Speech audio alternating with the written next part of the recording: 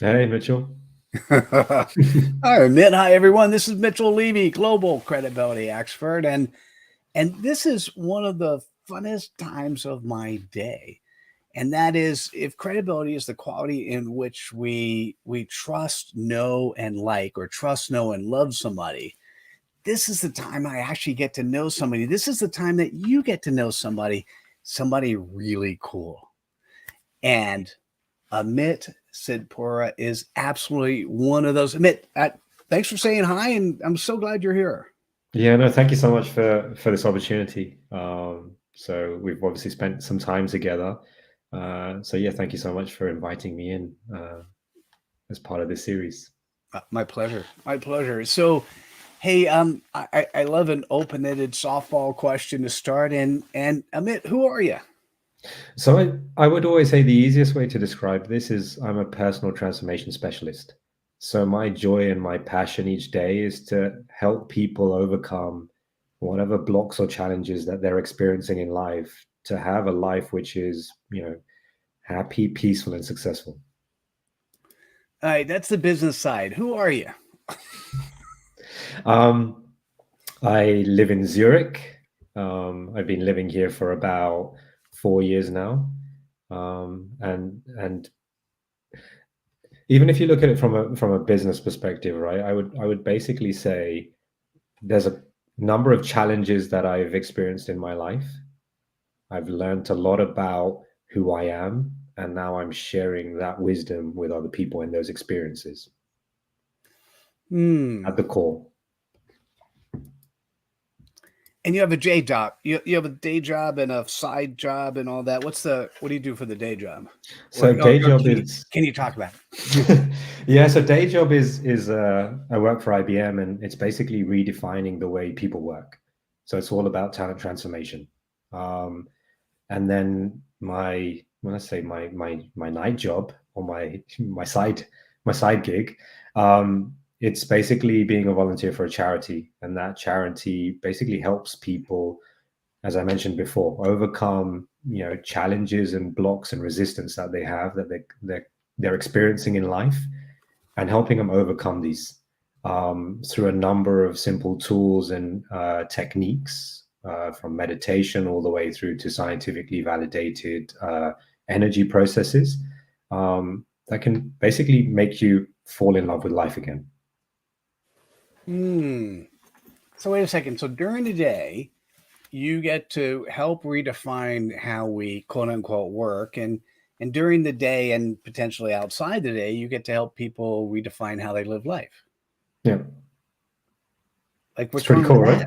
that? Yeah, that's kind that's, of cool. that's why I wanted to start with that, and I didn't really mean it as kind of the gig or the professional side, but it's you can see how the two link together, and obviously there's a lot of passion between the two because you're seeing the one-on-one change and you're seeing the volume change during the day, and you're able to connect the dots.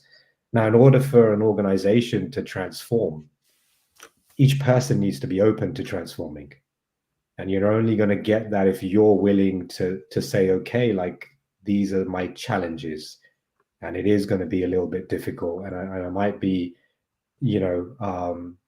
scared or afraid to make the first step because this is unknown to me, or change is unknown in certain ways. But once everyone is willing to do that in the good of, it's my personal growth, it's my happiness, then you can imagine how organizations start to shift. All right, so let me see what I heard you say. An organization is not the bigger brand, the overall organization, but rather the sum of the parts. Exactly. Yeah. Now, I hear you. By the way, I agree with you 1,000%, and I don't believe that's conventional wisdom. Mhm. How do we change that?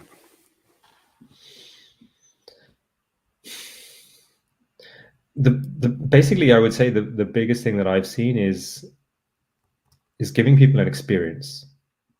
So you need to experience what does change seem like, or what is change, and giving people the opportunity to experience that. That's kind of the biggest piece, right? And what we're seeing is a lot of theories thrown around. So you can ask people, they'll tell you, this is what time you wake up in the day, this is how to lead a happy life, this is what I need to do. So the theory is all there, but what are we practicing? And I think that's the piece where we're able to go in at a level and say, there's certain, what you'll see is that there's certain challenges or certain things that we've experienced, traumas or whatever in life. And that is then going to have an impact on us subconsciously. It's going to create these blockages. Now, these blockages will then basically dictate our thoughts, our opinions, our behavior. And in certain cases, it's our openness to change. So how do we look at that, not from more theory, but actually, spend time with someone, help them experience a process where they can actually see that change happening within themselves. So I hear you, and I'm listening with an interesting hat. And the hat is, I'm hearing a thought on a one-on-one basis. I'm hearing that thought on the individual basis. I'm not hearing the response on how do we get this thing called an organization to realize that the sum of the parts is greater than the whole, when they currently feel that the whole is the only thing that should exist?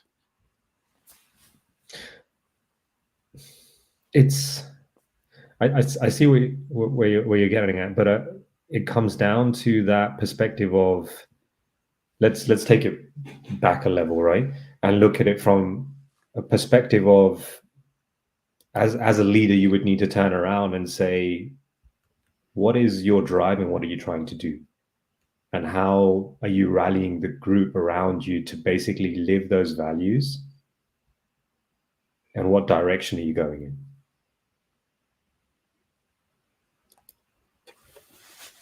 So how do you do that? Leaders need to be open to change, to transformation. And that's what you're seeing, is that people are saying they are, but are they truly experiencing it? Or are they just saying it? Because I guess what I'm seeing in certain cases, it's just thrown around as a bit of a buzzword. But who's really experiencing it? Are we really doing that? Are we making sure that when we're doing certain things, it's for the good of others, versus it feeding our ego or feeding something that we feel a shortfall of internally, and we're basically behaving, or we're acting out of that challenge or that block that we've created for ourselves. That's fascinating. Okay. So what's the barometer? How do you know if leaders are open to change? I mean, not just saying it, but really living it. No, I think that's a question that only we can ask ourselves, right? Because if you think about transformation, right, the only thing that I'm able to judge myself on is, what was I like yesterday and what am I like today? So if my thoughts are a little bit more positive than yesterday, if my actions are a little bit more positive than yesterday, if my behavior is a little bit more positive than yesterday, then I've transformed. And that's what we need to do day by day, is just be more conscious. When I had a conversation, we're having a conversation now. If I said something to you yesterday and I realized, okay, I shouldn't have said that to Mitchell, to go back and apologize and said, when I said that, I meant it this way and I didn't mean to say it that way. So I think every single one of us is, as a global citizen, we need to be more conscious of what our behavior is. So it's very easy to turn around and say, well, I'm doing this, but everyone else is doing that. But we can't control everyone else. The only person we can control day by day is ourselves. So we just need to be conscious of ourselves. What can I do to improve myself? What can I do to overcome certain challenges? What can I do to be more loving? What can I do to have more empathy? And we just slowly, it's basically a small, slow hike. And step by step, you gradually start to be more conscious of yourself, of your surrounding. And you'll see, you just slowly start to walk. And slowly, as you're walking, the energy starts to change, because all of a sudden it changes away from you to we, and there's people around you. So you need to really live that. And there's no, kind of test to say, oh, I live that and I'm just going to tick this. It's the only person that can answer that is every leader. So yes, I'm poking a little bit. That's fascinating. So let me sort of share some of the values of credibility you've talked about so far. Being authentic, Mhm. being a servant leader, being coachable, having integrity, both external, internal, and here's the cool part, having the intent and commitment to do the right thing, and either, and this is where I want to add a little bit, having the accountability to figure out that you made a mistake and you just listen to it and hear it, or potentially listen to somebody else, an accountability coach, Mhm. when they mention to you, hey, you know what you did yesterday was not, I would say, not as credible as it needs to be, or what you did yesterday might be, I call the opposite of credible, dubious. What you did yesterday was a little bit dubious. Dubious is not necessarily horrific or horrible or, life threatening. Mhm. It's just the opposite of credible. And it's what you do with that. So I guess the question I first of all, how do you deal with that? How do you deal where your accountability partner or somebody comes to you and said, I think what you did yesterday wasn't exactly what it should have been. How do you address that? I think the first thing is you need to. So everyone always has a different perspective, and the perspective is always built on experience, right? So the first of all, what you need to do is you need to create that type of environment where people are able to express what they want to express. So they're not walking around saying, I can never basically be myself and kind of be open. So I think first of all, you need to say that. And what you'll see is through that discussion, you'll see a different perspective. And you're always then able to meet halfway to say, what I said, I meant it in this way, but you've accepted it that way. And I apologize for that. But this is what I meant. So a lot of it is just to do with communication. Now, what we're seeing is because everything in this world is becoming so much more faster, the communication lapses is difficult. In an essence of, let's say, for example, you can take a situation where it's either on Slack or whatever kind of internal system you use for conversations. So you haven't had a chance to have a meeting or in person because so much work is done virtually these days. Now, if someone sends you something short on Slack, it can be perceived in a number of ways. Is he annoyed? Is he angry? And then the other person picks up on that energy, and then obviously the mind always plays a part, right? Based on my perspective, Mitchell's always like this. He's always behaving this way, and this is what he's trying to say to me.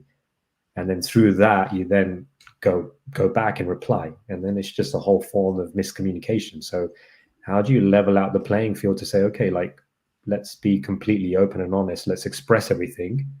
Then once you've expressed, I have the ability to express my side and my perspective to you.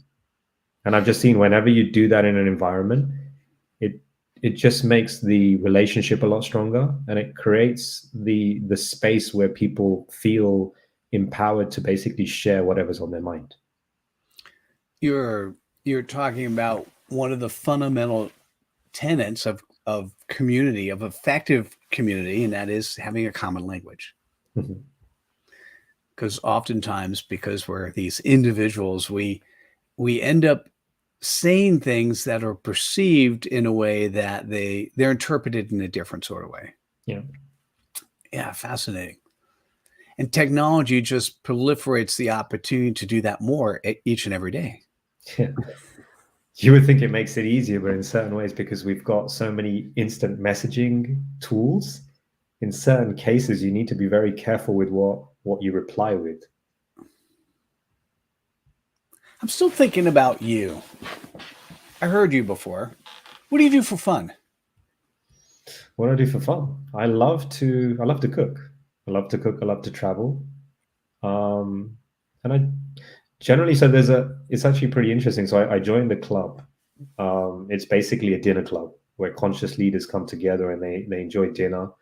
They go to different restaurants across different cities, um, and yeah, have conversations on how to empower change or become change makers.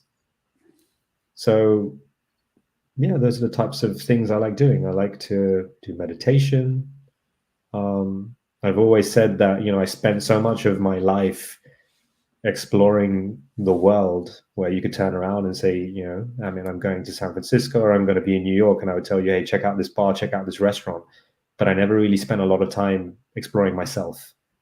Who am I? What are my emotions? Why do I feel this way in certain situations? Why do I react in certain situations in that way?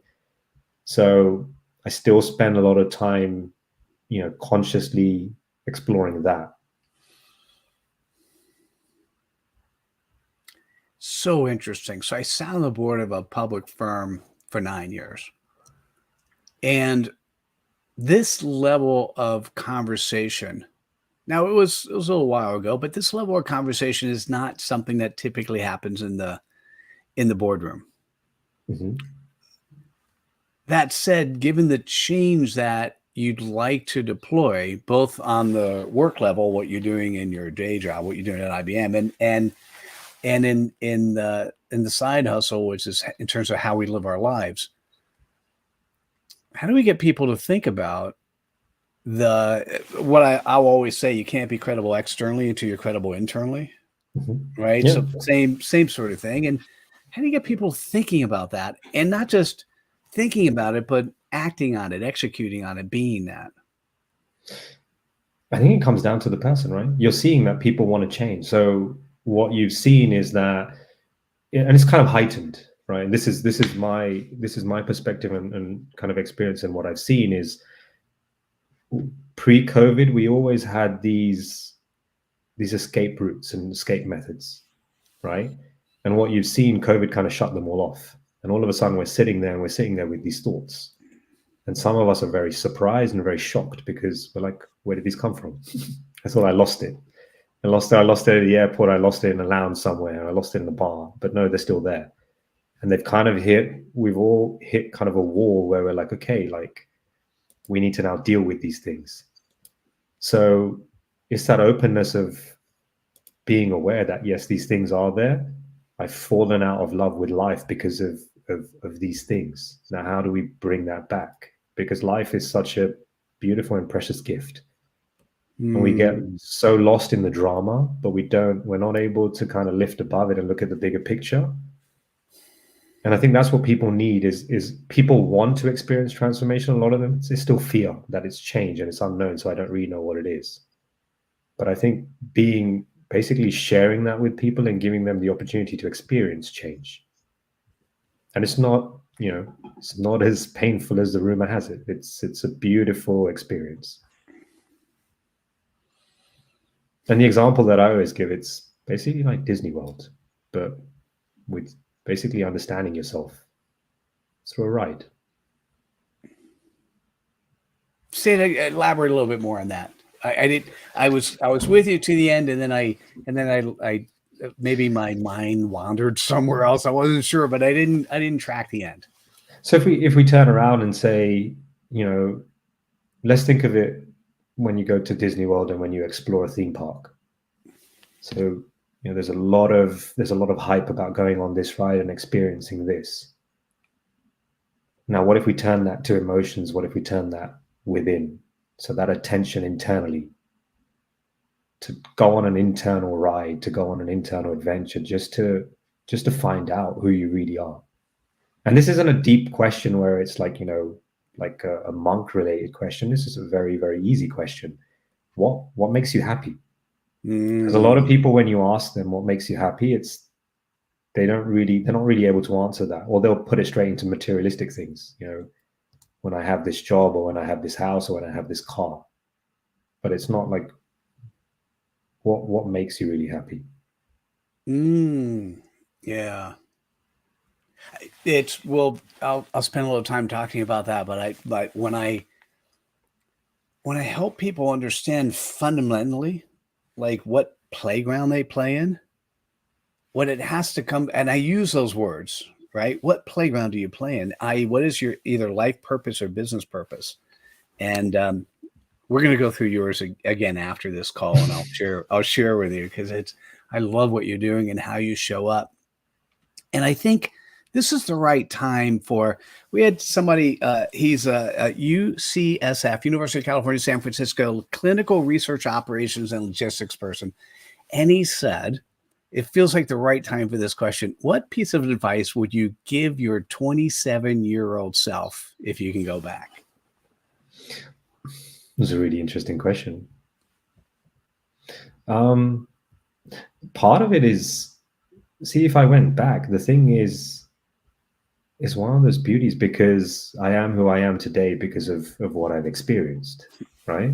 I knew you would answer this differently than almost any other human I'd be talking to. So thank you.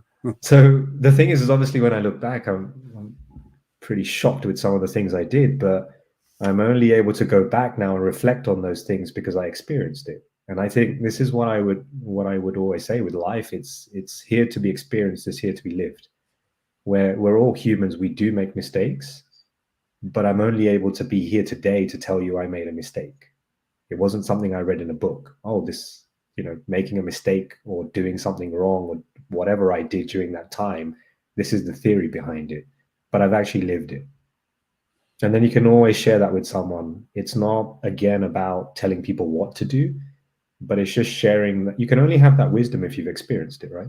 To then say, when you do this, just be careful of this or just be conscious of this, but go ahead and enjoy yourself.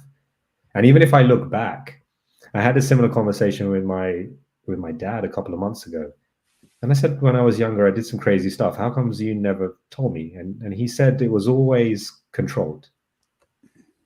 So he said that the beauty of life is that, once you experience and you learn that lesson, you're then able to kind of move forward. But if you were able to, if you fell into kind of a hole and you weren't moving, then I would come and help you. And I think that's the playing field that you need to be at is even as a parent is basically look on, but give them the ability and the safe space to make those experiences and make those mistakes. But it's kind of in a controlled environment that when they do fall, you're still there to pick them up and dust them down and give them some positive words and say, don't worry, everything's going to be okay, and you move forward. As you're speaking, you remind me of a conversation I had with one of my partners, Lucas Root. And he defined 5 levels of consciousness, but I'm going to share 4, right? Mm-hmm. And the first one is when the world happens to you. The second is when the world happens by you. The third is when the world happens for you. Mm-hmm. And the fourth is when the world happens through you. And the way you answered the question was, well, if you went back to your 27-year-old self, is the only thing I could say potentially is trying to recognize that the things that are happening to you might be happening for you. Mm-hmm. Right? But it's really hard because you don't have all the experiences yet. Yeah, fascinating. Because what you're talking about here is the world happening for you. You want these experiences to happen so that you can then turn into or transform into the person that you are now. But I think, yeah, it's kind of, it's I guess it's the journey, right? That's the thing. That journey is the experience. So obviously there's extremes to that. So I would never go into the extremes, but I would say in essence that's what it is, right? It's that those moments are there for you to experience as part of a journey. But in some way or some form, you were always, the thing was I was always connected to my heart to a certain extent. So I always felt that was my GPS, so I would follow that. And from time to time, I would, veer off onto different directions and take the wrong turnings and things like that. But I always had a habit of coming back onto the right path. Yeah, I feel in all of our conversations, I've always felt that about you. That's interesting. And as what's happened for me, because I've known you for a couple of years now, is as I've grown, I've interpreted you different, and you've grown as well. And it's my ability to even understand who you are and where you're coming from is different today than it was when I first met you. Mm-hmm. That's interesting. And so give me one last thing before I ask you that almost last question is how, for the quote unquote those people who are doing their day job, whatever it is, and let's assume they partially like their day job at least. Hopefully you love your day job. If you don't love your day job, find another day job. But if they at least like their day job, what sort of things should we be doing? Or what sort of things are you doing through IBM to transform that day job so it is more quote unquote lovable, or at least extremely likable? I think it's a bit of both, right? The job is one aspect, and basically the person is the other aspect, right? So it's how you perceive yourself and what you'd like to do, what experience you'd like to have. So even if we take job titles away and labels away and all of these things, is what would you like to experience? And then work is kind of, as you said it before, it's kind of that playground. So as an organization, you're always going to be given a remit, right? But what you're seeing more and more is the fun is outside of that remit. So it's understanding where the remit is and understanding, okay, like how does this join or connect into something else? And if I look at my own career, I guess that's what I've done is I've stuck very, very closely to the remit boundary. And there's things I like, there's things I haven't liked. But wherever I haven't liked it, I've looked outside to say, what else can I connect this to?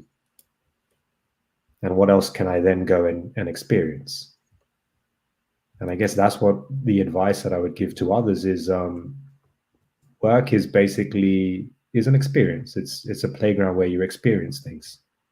So it's always an opportunity for you to then look at something else. What would I like to experience? What does that look like? How can I get involved in that? Versus just doing labels. So I remember when I've had some coaches in the past, they've always said, your next job should be defined by what that job title looks like. And I would sit there and listen to that. And I was just like, I was still young. So I kind of paid attention to it. And I was like, okay, but it just doesn't resonate to me. What am I supposed to do? Look at an org structure and say, I want that job. But what does that mean? So I always looked at it in terms of, well, these are the things I really like to experience at work. These are the things I like doing.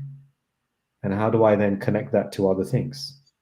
And by sticking so closely to the remit or the boundary of that particular job profile, I was always able to connect dots to other things to say, hey, like this is a little bit of a gap or a gray area. I really like this. Can I work on this? And obviously organizations love that, leaders like that, because you're basically filling in the gray areas or filling in the gaps. And for me, it was just fun because I got to do something different. Nice. Amit, is there a question I should have asked you that I didn't?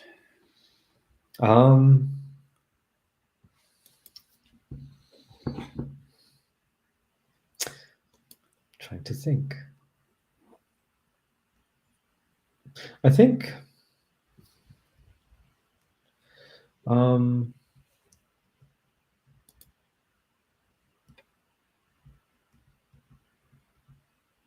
no, I think you covered it. I'm just thinking if we play this back, it's going to be all like, let me. I'll take a second. So you're the reason for that question. Sometimes people interpret that as, oh, Mitchell was an interviewer. You didn't ask me all the right questions. That's not it at all. It's simply that sometimes you finish a conversation, particular conversation you didn't expect, like this, and you go, man, there's one more thing I should have said. I wish I said that one thing. This is your opportunity. It's an open-ended opportunity for you to go, yeah, based on this conversation, there's one more thing I'd rather say. And so it's not about something, it's quote unquote, I know I ask it in a unique way. It's not about something I didn't ask. It's really about something else you want to share. No, so I guess actually now I feel something coming on, and it would be basically whoever's watched this, what they've understood, what they've taken away. And I guess what I would suggest or recommend to anyone is just close your eyes to whoever's there, connect to your heart, and basically just be open for change and be open for transformation. And I think that's what we're here is the essence of this conversation, is that all of us are here to experience change. It's not scary. It's not painful. It's a beautiful journey. It's like rather than, so I guess that would be the thing that I would, well, the question to you would be, how can everyone experience change? And my answer would be, close your eyes, connect yourself, and just internally be open to it. So be open to the idea of transformation, be open to the idea of positive change, and just welcome it in your life. And just take it from there.